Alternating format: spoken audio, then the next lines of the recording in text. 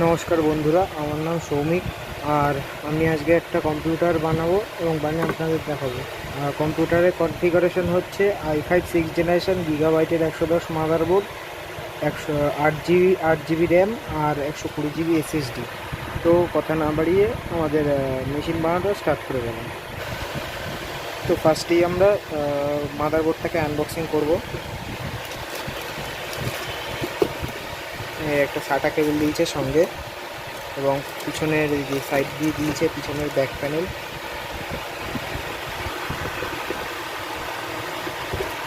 এটাকে সাইড করে নেব।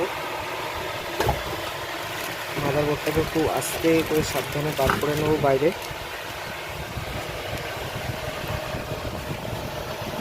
এবার আমরা পয়সাটা বার করি।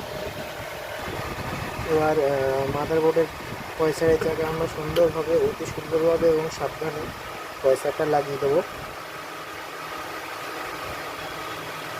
খুব সাবধানীপূর্বক লাগাতে হবে, পিন দেখে গেলে মাদারবোর্ড খারাপ হয়ে যাবে। এই আমাদের পয়সা ইনস্টল করা হয়ে গেল। এবার আমরা নতুন র্যাম লাগাবো 8 জিবি জিওনিক্স DDR4। এই দেখতে পাচ্ছ র্যাম ইনস্টল করে দিলাম।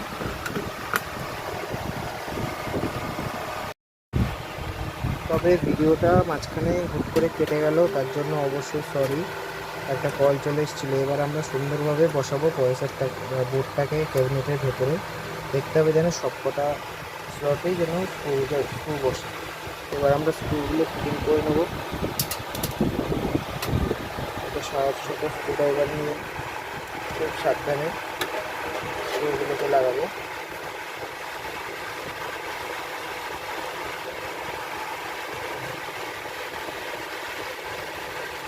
খুব সাবধানে আস্তে আস্তে। এই কাজে একদমই তাড়াহুড়ো করা যাবে না, তাড়াহুড়ো করলে যে কোনো সময় বিপদ ঘটতে পারে।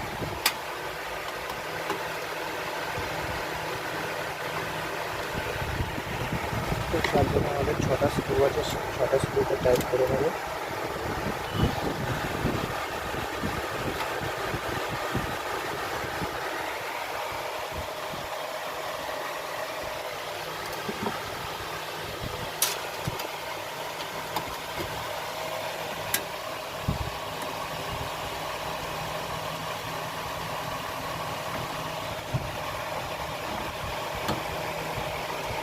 সাবধানে স্ক্রুটাকে টাইট করে নেবো। 6টা স্ক্রু, এখনও আমাদের 3টে স্ক্রু রয়েছে।